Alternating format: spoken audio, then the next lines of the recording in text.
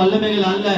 ஆண்டவர் எங்களுக்கு பின்பாகவும் நடத்துகிறார், எங்களுக்கு முன்பாகவும் நடத்துகிறார் என்று இந்த நாள்ல பேசி இருக்கிறேன். வந்திருக்கிற விசுவாச பிள்ளைகள் எதை கண்டு கொண்டிருக்கிறார்கள்?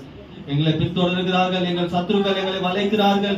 என் வியாதி என்னை வளைக்கிறது, என் தரித்திரம் என்னை வளைக்கிறது, பொல்லாத மனிதனுடைய சூழ்ச்சி என்னை வளைக்கிறது. என்னை சுற்றி அநேக பாதகர்கள் இருக்கிறார்கள். நான் விழுந்து போவேன் என்று நினைத்து கொண்டிருக்கிறார்கள். ஆனால் நான் விழுவதற்காக அல்ல, நான் வாழ்வதற்காக என்னை ஏசனை என்னுடைய ஆசீர்வாதமான பாதையில் நடத்தி கொண்டிருக்கிறார். என் குடும்பமாய் நடத்தி கொண்டிருக்கிறார். எனக்காக முன் செல்கிறவர் என் தடைகளை கூறு போடுவேன் என்று இந்த நாளில் பேசியிருக்கிறார். இயேசுவின் நாமத்தினால் எங்கள் தடைகள் கூறு போடப்பட்டது. எங்களுக்கு ஒரு வழி உண்டாக்கப்பட்டது.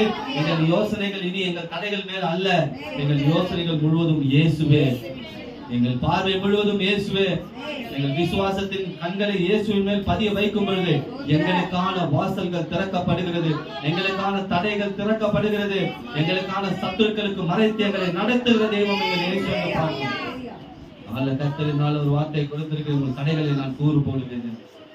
வந்திருக்கிற பிள்ளைகளுடைய வாழ்க்கையில எல்லா தடைகளும் கூறு போடட்டும். பொல்லாத வல்லமைகள் இயேசுவின் நாமத்தினால கிரியை செய்யாது போவதா.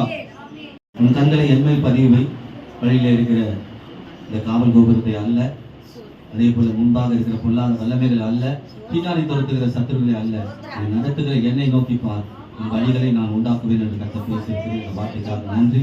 வந்திருக்கிற பிள்ளைகளுடைய வாழ்க்கையில இந்த வழிகள் உண்டாகட்டும். கர்த்தர் 12ஆவது கூறு போடுவேன் என்று சொல்லியிருக்கிறார். கூறு போட்டு எப்படி நடத்தினார் என்பதை அடுத்த வாரத்தில் நாம் தியானிக்க போகிறோம். அதற்காகவும் நாங்கள் நன்றி சொல்லிட்டு துதிக்கிறோம். வந்திருக்கிற பிள்ளைகள், வர முடியாத பிள்ளைகளை கர்த்தருடைய கருத்தில் ஒப்புக் கொடுக்கிறோம். கர்த்தர் கூறு போட்டு இருக்கிறார் என்று அநேக சாட்சிகளை கேட்கத்தக்கதாக கர்த்தர் நடத்துகிறார். அதுக்காக ஒப்புக் கொடுக்கிறோம். பொறுப்பேற்றுக் கொள்ள ஆசைப்படுகிறோம். இயேசுவின் நாமத்தினால் ஜெபித்து ஜெயம் எடுக்கிறோம்.